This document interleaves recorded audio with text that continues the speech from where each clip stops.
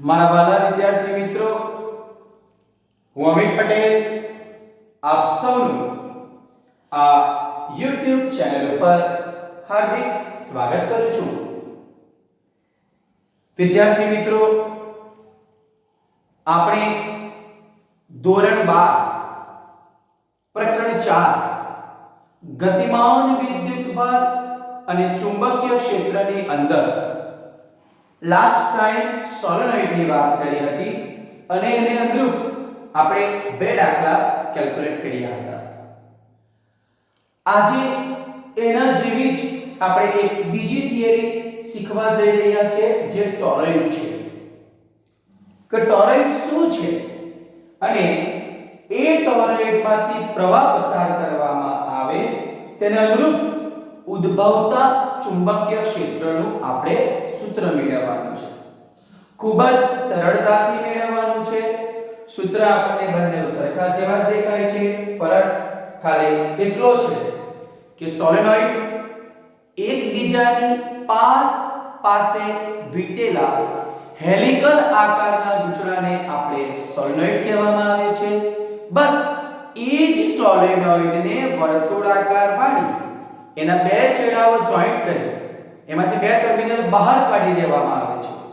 એકમાંથી પ્રવાહ દાખલ થશે, એકમાંથી બહાર નીકળે તો એના દ્વારા બનતી રચનાને આપણે ટોરોઇડ તરીકે ઓળખવામાં આવે છે। ચાલો તો એ ટોરોઇડની આપણે સમજૂતી મેળવીએ છીએ। થિયરી દીકરાઓ મારા બોર્ડ પર ઓલરેડી પહેલા લખી દેવા પડી છે, બરાબર? તો તમને બરાબર એક્સપ્લેન થઈ શકે, બરાબર?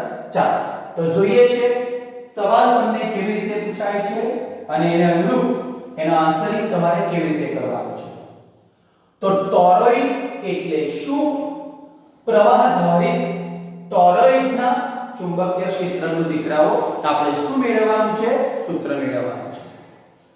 તો ટોરોઇડની ડેફિનેશન કંઈક આ રીતે છે કે ટોરોઇડ એ પોલી વર્તુળાકાર રિંગ છે। જોઈ લો, આ પોલી આ વર્તુળાકાર રિંગ છે, તેના પર તારના ઘણા બધા આંટાઓ પાસે વિતાડેલા હોય છે। જોઈ લો, આ પાસે એટલે આપણે ખાલી સોલેનોઇડ લાંબો સોલેનોઇડ હોય છે એને વર્તુળાકાર વાળી દેવામાં આવે તો એના દ્વારા બનતી રચનાને આપણે શાના તરીકે ઓળખીએ છીએ? ટોરોઇડ તરીકે। જોઈ લો, લાંબા સોલેનોઇડને વર્તુળાકાર વાળી તેના બે છેડા જોડતા ટોરોઇડ મળી જાય છે। એટલે આ રીતે આપણે ટોરોઇડની બનાવટ કરી શકીએ છીએ અને આ ટોરોઇડની આકૃતિ તમને આ છે એને બતાવવામાં આવેલો છે અને પછી આપણે થિયરી માટે આ આકૃતિનો ઉપયોગ કરવાનો છે, બરાબર? તો ટોરોઇડ શું છે કે પોલી રિંગ હોય છે જેને વર્તુળાકાર વાળી દેવામાં આવે છે અને એના ઉપર પાસે ખૂબ જ ઘણા બધા આંટાઓ વીંટાળેલા હોય છે, બરાબર? અથવા તો લાંબા સોલેનોઇડને વર્તુળાકાર વાળી એના બે છેડાઓ જોઈન્ટ કરી દેવામાં આવે તો બનતી રચનાને પણ આપણે શાના તરીકે ઓળખીએ છીએ? ટોરોઇડ તરીકે। ચાલો જરા જુઓ, અહીંયા ટોરોઇડની આકૃતિ આપેલી છે, નળાકારને વર્તુળાકાર વાળી દીધો છે અને એની અંદરથી આપણે પ્રવાહ પસાર કરતા ઉદ્ભવતું ચુંબકીય ક્ષેત્ર જે આપણને અહીંયા સમઘડી દિશામાં દીકરાઓ બતાવવામાં આવેલું છે। ચાલો તો જુઓ, ટોરોઇડમાંથી વહેતો પ્રવાહ I છે એ બતાવેલું છે। આ જે ચોકડી છે એ એમાં દાખલ થતો પ્રવાહ છે અને ડોટ છે એ એમાંથી બહાર આવતો વિદ્યુત પ્રવાહ છે અને એને અનુરૂપ જમણા હાથના નિયમનો ઉપયોગ કરવામાં આવે તો અહીંયા આ ચુંબકીય ક્ષેત્ર એ તમને સમઘડી દિશામાં મળે છે। ચાલો જુઓ, ટોરોઇડમાંથી વહેતો પ્રવાહ I છે, આ દાખલ કર્યો, અહીંથી આ દાખલ કર્યો, અહીંથી આ બહાર નીકળ્યો। ટોરોઇડની અંદર ખુલ્લી જગ્યામાં આ જુઓ, આ ટોરોઇડ એની અંદરની આ ખુલ્લી જગ્યા એનું બિંદુ બતાવ્યું છે P અને તેની બહારનું બિંદુ એટલે આ ટોરોઇડની બહાર કયું બિંદુ લીધું? Q। ચુંબકીય ક્ષેત્ર હંમેશા કેવું મળે છે? શૂન્ય। કારણ કે બંનેના માટે એ આપણે એમ્પિયર લૂપ લઈશું તો બંને દ્વારા ઘેરાતો પ્રવાહ તમને શૂન્ય મળશે અને પરિણામે આપણે એમ્પિયરના સર્કિટનો નિયમનો ઉપયોગ કરવામાં આવે તો આ ટોરોઇડના અંદરના બિંદુ P અને ટોરોઇડનું બહારનું બિંદુ Q એ આગળ આપણને ચુંબકીય ક્ષેત્ર કેવું મળે છે 0. એટલે આપણે ખાલી અહીંયા S સપાટી જે બતાવેલી છે ત્યાં તમને ચુંબકીય ક્ષેત્ર મળે છે. ચાલો જરા જોઈ લો. ખૂબ નજીક આંટા ધરાવતા આદર્શ ટોરોઇડની અંદર ચુંબકીય ક્ષેત્રનું મૂલ્ય કેવું હોય છે? અચળ. આ ટોરોઇડ બરાબર છે. આ ટોરોઇડની જોઈ લો. આ જે તમને કીધું છે ને આ અંદરનો ભાગ ખુલ્લો ભાગ બરાબર. આ ટોરોઇડની વાત કરો સપાટી એનું અંદરનું આ કોઈ બિંદુ આપણે લીધું છે. આ એમ્પિયર લૂપ બતાવે છે ને એ ટોરોઇડનું અંદરનું છે. અંદરનું એટલે પોલા ભાગનું નથી.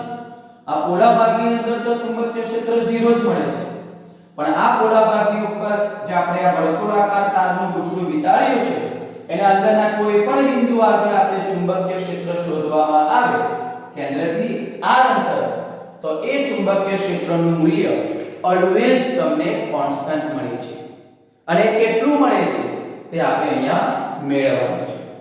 એટલે આ ટોરોઇડની પોલા ભાગની અંદર આવેલું બિંદુ P આગળ ચુંબકીય ક્ષેત્ર 0 અને બહારના બિંદુ આગળ Q આગળ ચુંબકીય ક્ષેત્ર 0 મળે છે. પણ એ કેવી રીતે મળે છે એ બધી વસ્તુ મેં અહીંયા લખી છે. ચાલો જુઓ. આકૃતિમાં આ ટોરોઇડનો આડછેદ બતાવેલો છે. આડછેદ પુસ્તકના પાનાની લંબ આડછેદ બતાવેલો છે. વર્તુળાકાર ગાળા માટે આપણે જમણા હાથના નિયમનો ઉપયોગ કરીને આ ટોરોઇડની અંદરના ભાગમાં આ જોઈ લો આ પ્રવાહ તમારો અંદર જતી દિશામાં છે એટલે એને અનુરૂપ જમણા હાથના નિયમનો ઉપયોગ કરીએ તો ચુંબકીય ક્ષેત્ર દીકરાઓ ક્યાં મળે છે? પુસ્તકના પાનાને લંબ આ પ્રવાહ અંદર જતી દિશામાં હોવાથી ચુંબકીય ક્ષેત્ર સમઘડી દિશામાં મળે છે. જોઈ લો ટોરોઇડની અંદરના ભાગમાં ચુંબકીય ક્ષેત્રની દિશા સમઘડી દિશામાં હોય છે. કારણ કે આ છેદને લંબ પ્રવાહ અંદરને દાખલ થાય છે. એટલે અંગૂઠો એમ મૂકવામાં આવે તો આંગળીઓ તમારી એમ વળવાની જે તમારી ચુંબકીય ક્ષેત્રની શું બતાવે છે? દિશા. અંદરના ભાગની વાત કરે છે. અને આ જેટલો દાખલ થાય એટલો અહીંયા બહાર નીકળે છે. એટલે અહીંયા આ તમારો પુસ્તકની પાનાની લંબ જે ડોટ બતાવેલો છે એ પ્રવાહની દિશા બતાવેલી છે. અને આ ચોકડી જે અહીંયા દાખલ થાય છે એ પણ અહીંયા પ્રવાહ છે. આ જે P બતાવેલું છે એ ચુંબકીય ક્ષેત્રની દિશા છે. એટલે આ તમને બતાવે છે ચુંબકીય ક્ષેત્ર B. ચાલો. અને ચુંબકીય ક્ષેત્ર શોધવા માટે દીકરાઓ આપણે 3 એમ્પિયર લૂપની પસંદગી કરીએ છીએ. કઈ કઈ? તો એક આ પોલા ભાગની અંદર, બીજી આ સોલેનોઇડની બહારના વિસ્તારમાં અને ત્રીજી એક આ સોલેનોઇડનું જે તારનું ગૂંચળું વિતાડેલું છે એના અંદરના ભાગમાં. અને 3 એમ્પિયર લૂપને અનુરૂપ ચુંબકીય ક્ષેત્ર આપણે મેળવીએ છીએ. એમાં આપણે બે લૂપની તો વાત કરી દીધી. આ P બિંદુ Q બિંદુ આગળ તો આપણને શૂન્ય મળવાનું છે. ચાલો હવે જોજો થી એક શરૂઆત થાય છે. આ બધી વસ્તુ આપણે લખી દેવાની કે પ્રવાહધારી ટોરોઇડ છે. અંદરના ખુલ્લી જગ્યાની વાત કરવામાં આવે P બિંદુએ બહારના બિંદુ Q આગળ ચુંબકીય ક્ષેત્ર 0 છે. અને આદર્શ ટોરોઇડ હોય તો અંદરના કોઈ પણ વિસ્તાર આગળ ચુંબકીય ક્ષેત્ર તમને કોન્સ્ટન્ટ મળે છે. આ અંદરનો વિસ્તાર બરાબર કેન્દ્રથી આ r અંતર તમે શોધો દરેક જગ્યાએ સરખું મળે. અને આ ટોરોઇડનો આડછેદ બતાવેલો છે. અને જમણા હાથના નિયમનો ઉપયોગ કરવામાં આવે તો અહીંયા પ્રવાહ અંદર દાખલ થતી દિશામાં છે એટલે ચુંબકીય ક્ષેત્ર સમઘડી દિશામાં મળે છે. 3 એમ્પિયર લૂપ જોઈ લો. આ તમારું સોલેનોઇડ છે અને આટલો સુધીનો છે સોલેનોઇડ. આ એનો પોલો ભાગ છે. આટલેથી આ પોલો ભાગ છે. અને આ પોલા ભાગની અંદર r1 ત્રિજ્યા ધરાવતી એક એમ્પિયર લૂપ છે. બીજી આ ટોરોઇડ જે તમારું છે એના અંદરના ભાગમાં કેન્દ્રથી r અંતરે એક બીજી આપણે એમ્પિયર લૂપ લઈએ છીએ. અને ત્રીજી આ સોલેનોઇડ તમારો અહીંયા પૂરો થઈ જાય છે એના બહારના વિસ્તારની અંદર આ ત્રીજી એમ્પિયર લૂપ લેવામાં આવે છે. સમમિતિ સિમેટ્રી છે આ. તો એને અનુરૂપ ચુંબકીય ક્ષેત્ર એ સમઘડી દિશામાં છે. એટલે કોઈ પણ બિંદુ આગળ ચુંબકીય ક્ષેત્ર જાણવું હોય તો એ સ્પર્શકની દિશામાં હોય છે અને તેનું મૂલ્ય અચળ હોય છે. ડાયરેક્શન દરેક પોઈન્ટ આગળ બદલાશે બીકોઝ સ્પર્શક ટેન્જન્શિયલ આપણે દોરવો પડે છે, પરંતુ મૂલ્ય તમને દરેક બિંદુ આગળ કેવું મળે છે? એક સરખું મળે છે. ચાલો તો હવે આપણે શરૂઆત કરીએ છીએ પહેલી એમ્પિયર લૂપ માટે. આ છે આ ફર્સ્ટ એમ્પિયર લૂપ છે, આ આપણી એમ્પિયર લૂપ, બરાબર, જેની ત્રિજ્યા r1 છે. તો આપણે એમ્પિયરના સર્કિટલ નિયમનો ઉપયોગ કરવામાં આવે તો આ એમ્પિયર લૂપ વર્તુળાકાર છે. એટલે એમ્પિયર લૂપની લંબાઈ કેટલી આવે? આપણી પાસે સર્કિટલ નિયમ આ છે, integration b dl mu 0 I. ચુંબકીય ક્ષેત્ર દરેક જગ્યાએ અચળ છે એને આપણે ગણી લઈએ b1 b2 b, બરાબર, અને b અને dl અહીં લખી દેવું છે, એકબીજાને સમાંતર જ હોય છે. એટલે અહીંયા થીટાની વાત કરવામાં આવે બંને એક જ દિશામાં હોવાથી થીટા 0 એટલે cos 0 ની કિંમત 1, એટલે અહીંયા આવે છે b dl mu 0.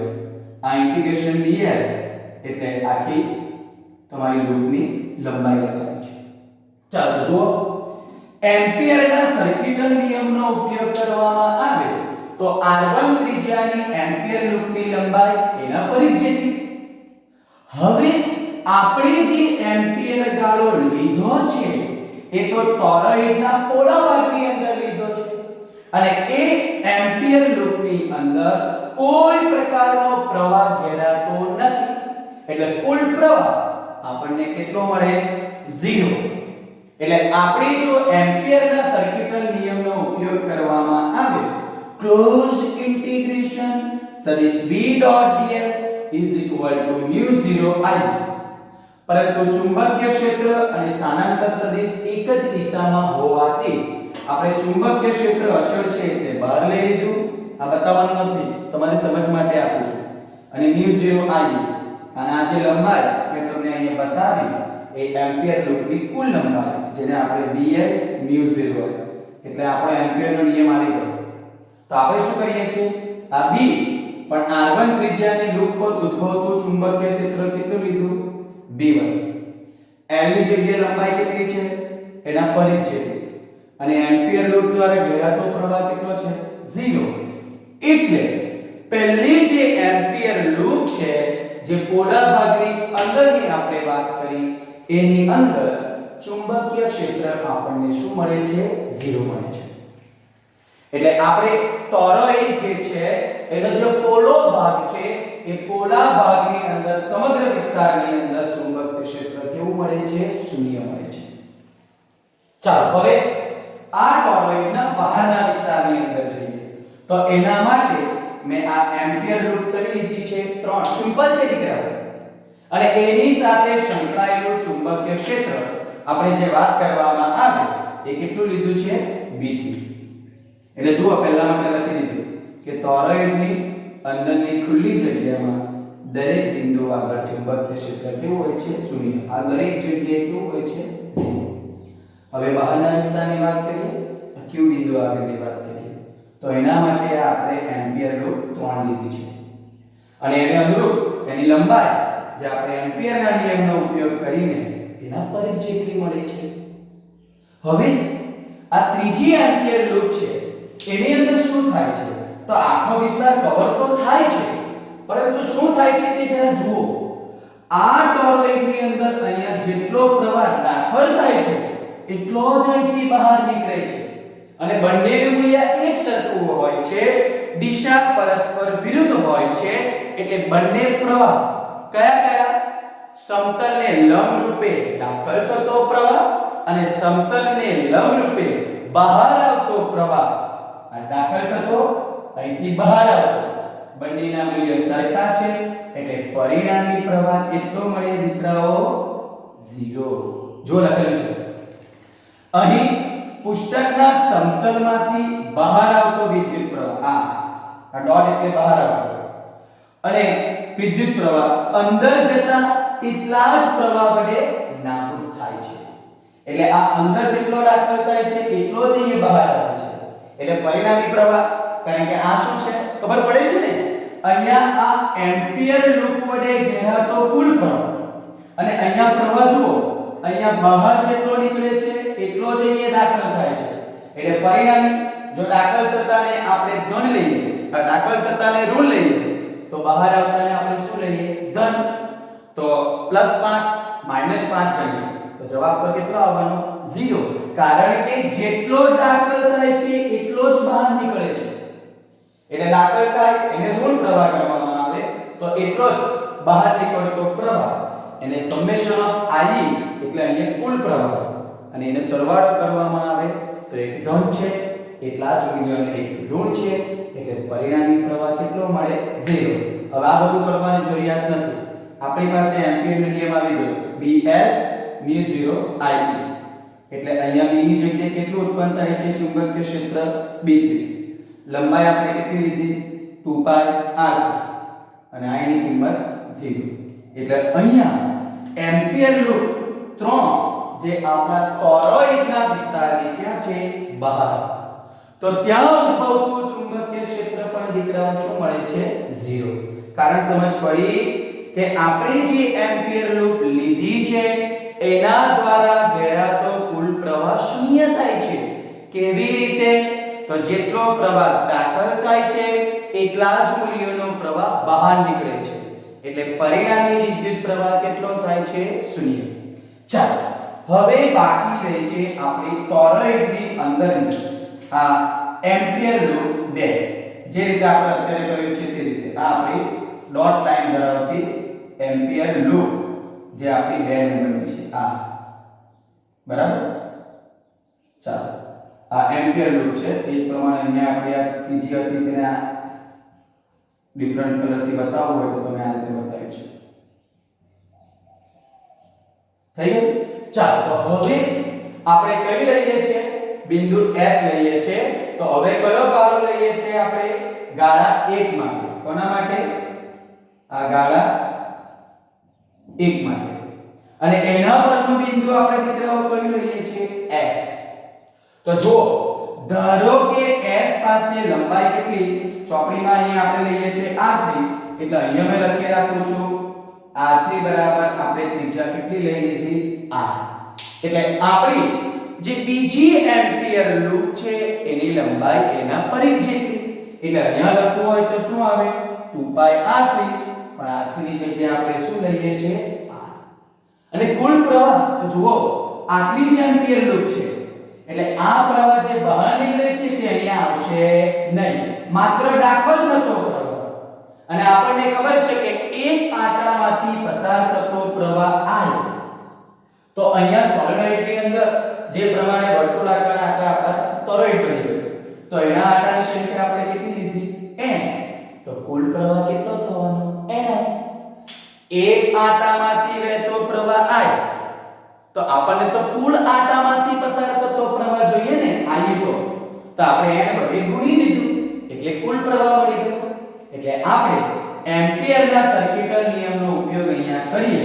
બરાબર? કયો? તો આ લખ્યું તે આ BL શું આવે? μ0 I. આનો ઉપયોગ કરીએ તો જોઈ લો, B ની જગ્યાએ B, L ની જગ્યાએ 2π r, μ0 ની જગ્યાએ μ0, અહીંયા IE, અને IE ની જગ્યાએ આપણે શું લખી શકીએ? Ni, જે અહીંયા લખ્યું છે. B ને સૂત્ર કરતા બનાવી દીધું, μ0 ને ત્યાં જ રહેવા દીધું, IE ની જગ્યાએ Ni આવી ગયું, 2π આવી ગયો નીચે. એટલે અહીંયા આ જે આપણો n એ કુલ આંટાની સંખ્યા છે, અને આપણો જે સોલેનોઇડ છે એને વર્તુળાકાર વાળી દીધો, એટલે L લંબાઈ એ એના પરિઘમાં રૂપાંતર થઈ ગયું. એટલે અહીંયા n ના છેદમાં 2π r, એટલે મેં લખ્યું છે સ્મોલ n, જેને મેં અહીંયા ગણ્યું છે એકમ લંબાઈ દીઠ આંટાની શું મળે છે? સંખ્યા મળે છે. બરાબર? એટલે અહીંયા આ જે n ના છેદમાં 2π r એની જગ્યાએ આપણે શું લખી દીધું? Small n. અને એ જ કોના માટેનું સમીકરણ છે? જે ટોરોઇડ માટેનું સમીકરણ છે, પણ કોના જેવું છે? સોલેનોઇડ સાથે જ સરખું છે, પણ સોલેનોઇડની અંદર સ્મોલ n ની જગ્યાએ આપણે કેપિટલ N ના છેદમાં L લઈએ છીએ, કારણ કે એ સીધો હોય છે. એને વર્તુળાકાર વાળી દીધી એટલે l ની જગ્યાએ દીકરાઓ શું આવી જશે 2π. બરાબર છે. આ ટોરોઇડ માટેનું દીકરાઓ આપણું સૂત્ર છે. એટલે આપણી થિયરી દીકરાઓ અહીંયા પૂરી થઈ ગઈ. સમજ પડે છે? 3 એમ્પિયર ગાળા લેવાના. 1 એમ્પિયર ગાળો નંબર 1 જે પોલા ભાગની અંદર લેવાનો. એની અંદર પ્રવાહ 0 એટલે ચુંબકીય ક્ષેત્ર 0. બીજી 1 એમ્પિયર લૂપ ટોરોઇડની સૌથી બહારના વિસ્તારની અંદર લેવાનો. એટલે એની અંદર કુલ પ્રવાહ શા માટે 0 થાય છે?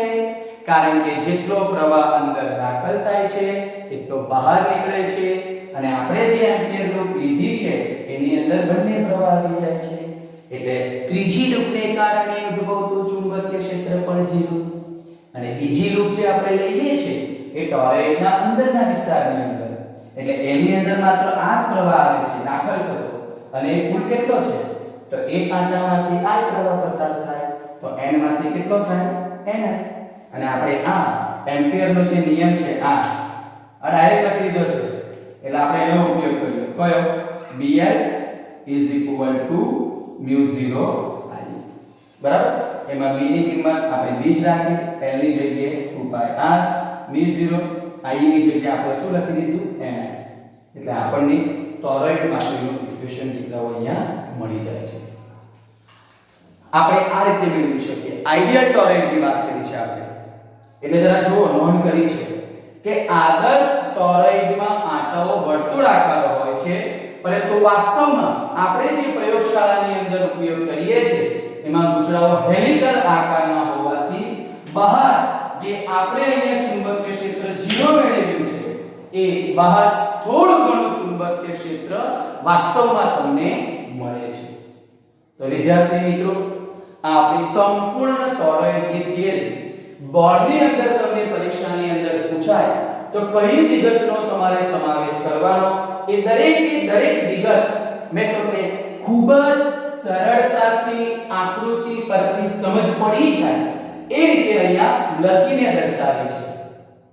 તો બરાબર ધ્યાનથી તમારી નોટબુકની અંદર દરેક જે વિધાન અહીંયા લખ્યા છે એને સમજીને તમારે નોટબુકની અંદર તમે લખી લો અને કોઈક જગ્યાએ તમને તકલીફ પડે તો તમે મને ડાયરેક્ટલી પૂછી શકો છો. તો આજના માટે દીકરાઓ આપણે આટલું જ રાખીએ છીએ. શાંતિથી બોર્ડ ઉપરથી થિયરી તમે લખી લો.